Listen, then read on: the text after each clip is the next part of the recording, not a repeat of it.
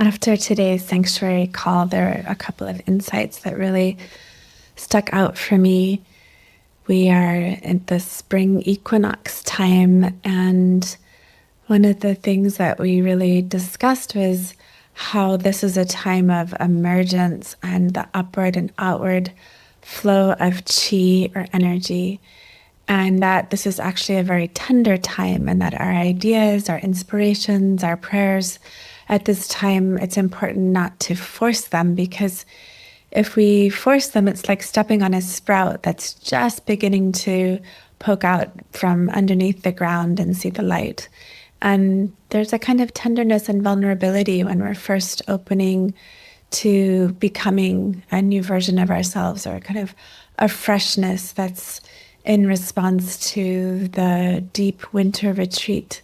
that we may have had if we were cultivating winter well this year. Another piece that we spoke of in our sanctuary call is this idea that when we're working with other people at this time, it's important to not push or kind of encourage too hard for a productivity or a kind of deep dive, that it's really the energetics of more poetry and playfulness, and that when we're working, for example, with touch therapy such as Reiki, we want to really encourage a deeper self to emerge rather than kind of just activate or inspire with force. It's a great time to, if you're an acupuncturist, to make sure to put the needle slightly in the same direction as the flow of the meridian rather than against the meridian, again, to encourage the chi to flow. Another thing that we discussed in our sanctuary call, that this is a really great time to receive treatment, because it's very easy for people to get better and to be well. So it's a potent time to realign with the energetics of change, of freshness, of free-spiritedness, and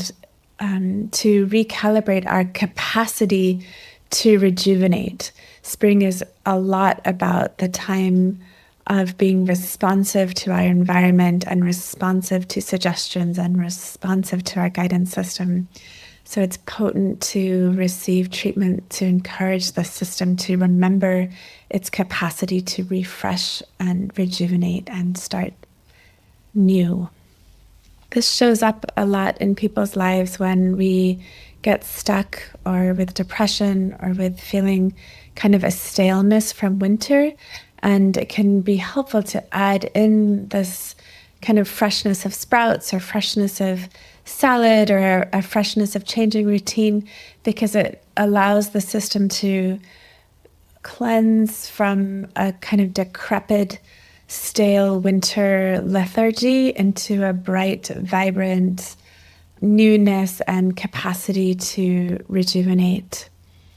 I would love to explore these ideas further with you. And if you're interested in this, you can join us each week on the sanctuary. It's also an online community and portal